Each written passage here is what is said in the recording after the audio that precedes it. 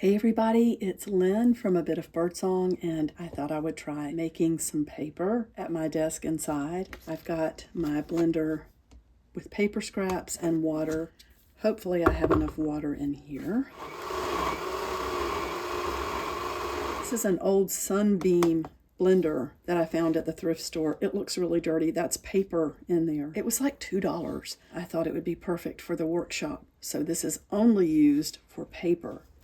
Now, this little kit that I have also came from, wait, did it come from the thrift store? I don't remember if it was thrift store or if it was on clearance at a craft store. But this has always been one of my major go-tos for making paper because it's small. Even in the workshop where I had supplies everywhere, I didn't have a lot of space, counter space, so my paper making station was kind of small.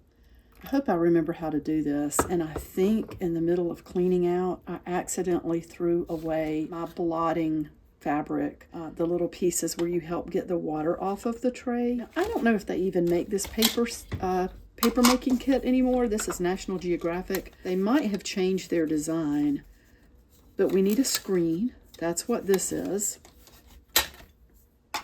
And we have the little tray that goes here. And it's going to pick up the paper in a star shape. Hopefully we have enough water.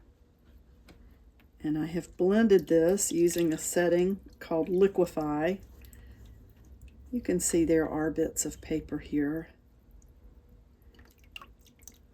You really should dip it in the water like this instead of trying to lay the paper on by hand because it ends up being uneven. Let's let as much water run off of here as we can. I have a piece of flannel, and I am really hoping that it's going to push a lot of the water out without having the paper stick to the actual flannel. It looks like it might be working.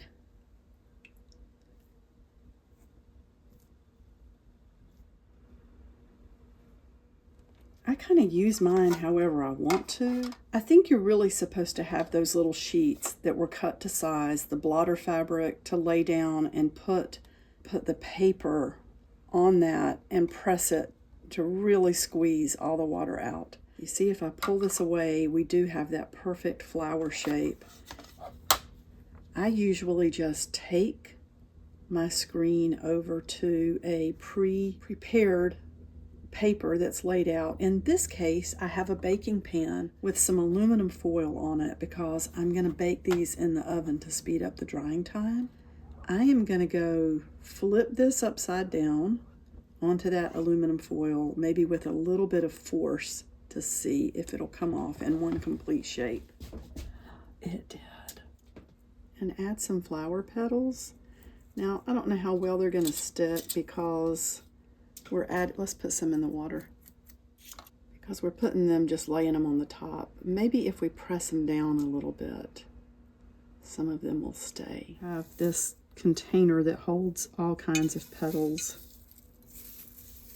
I think this small batch paper making is the best for me. I really want these stars to be kind of thick. That's going to be pretty. Let's get this paper away from the outside. Let some of that water run off.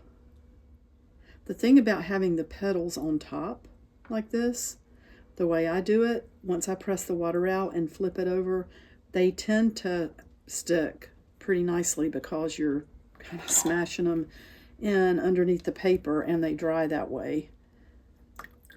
And I am really curious to see how these are going to do drying in the oven. These would be so pretty to turn into paper ornaments for a tree.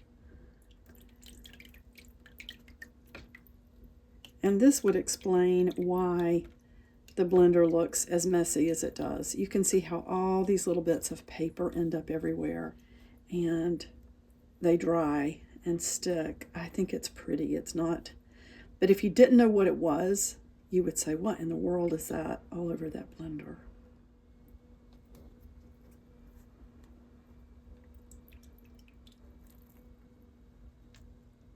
Wow. Necessity is really the mother of invention. I wish I had known that flannel worked this well a long time ago. I would have been using it in the workshop. So here is another one. Let me see if I can show you. So here it is on the screen, and I'm just going to try to turn it this way. Just flip that off onto this aluminum foil. Yay!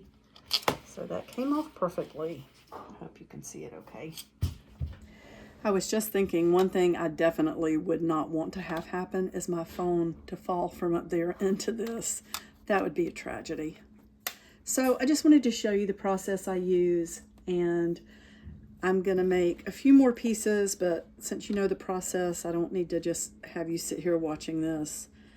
It's like watching paint dry. So I will be back to show you, hopefully, when the paper is dry from the oven, and we will see what they look like. Okay, I'm back. It's the next day, and I wanted to show you how pretty these little stars turned out. When I took the first baking pan out of the oven, it almost felt like cookies or something. I said, oh wow. There was one in particular, maybe it was this one. So there are a lot of flower petals on this side, and I don't want to say it burned it, but it just looks like it baked. It did bake, but look at all these colors on this side.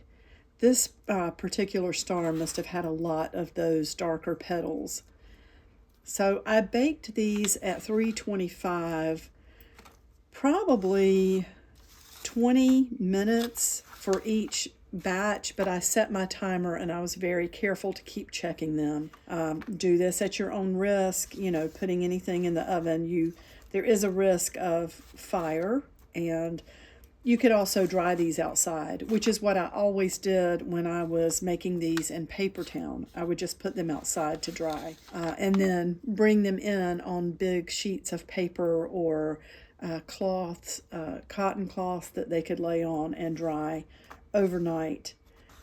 But anyway, I just love these. So then I took each one, I printed these words, "You are a star," and outlined that with some of the gold paint. I hope you can see these okay. I just love the way they turned out. I like making something at the beginning of the week to be able to put in the fun packs at the end of the week if I can. I try to do that, and doesn't always work out, but I thought these would be a lot of fun. And let me tell you, this paper keeps wanting to fold, but I thought these showed up better on the black paper. You can really see how pretty they are. One of the things I love about this current setup, right over to my right, which I will show you this whole room soon, this just sits on the shelf. So every time I print a label and have a little bit of leftover paper, or if I write something out for a journal and have a bit left over, I just tear up the pieces and put them in here. And then when it's full, I will make a small batch of paper. Anyway, that's it. I just wanted to come back and show you how beautiful these are and how much fun it is to make a small batch of paper. It doesn't have to be a huge production. I really like having things like this. I did iron each one, so it's sort of smooth on the other side. I've never been able to get them completely flat and smooth like commercially produced paper, but that's okay with me. You could glue a piece of paper on the back here and journal, or maybe even write on it. You just have to be aware that there are some bumps and things. Well, thank you so much for watching. You are a star. I really appreciate everyone who's here. I will be back really soon. Bye for now.